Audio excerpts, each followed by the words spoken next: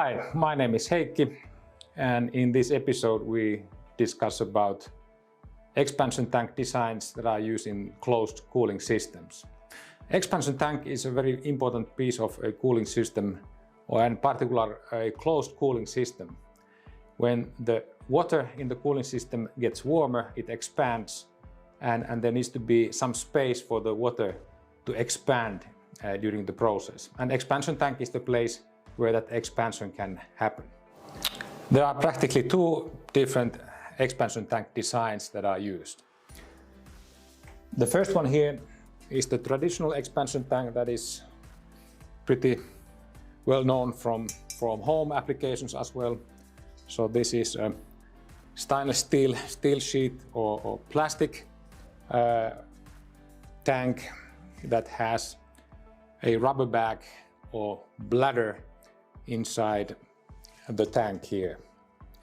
And then the other design is this one here on my left, where the water and air are in the same space inside the tank. Nothing is separating them from each other.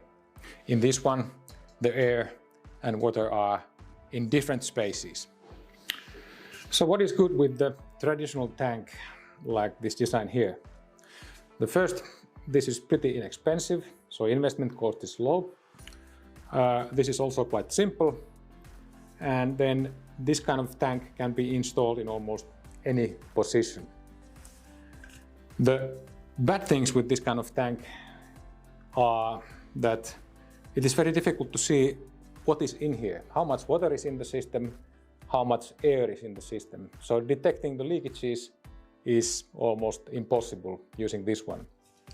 And then the rubber used inside the tank means that this tank design has the risk of failure when it gets older. When we look at this other design, here the good things first. So in this one, when the water and air are in the same space, we can see through this side glass on the side exactly how much water there is in the tank.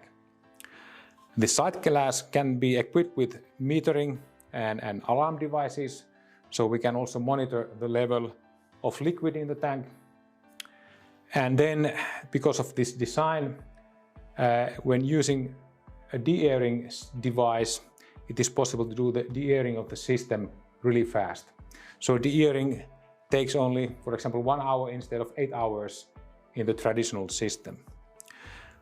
The bad things with tank, there are not many, because there are no wearing parts, so the life of this kind of tank is almost endless. However, if a cooling skid using this kind of tank is turned upside down, then that will not work. So in that kind of application, this kind of expansion tank doesn't work. Our recommendation for expansion tanks is this. This design is something that we use practically almost always. This design is reliable. Commissioning time is only hours compared to days with this kind of design. And in case of system failure, we get the alarm from this system really fast. This tank design we use when the application is, let's say, abnormal, when the cooling skid needs to be installed in an abnormal position, for example, upside down. That's all. Thanks for watching. See you.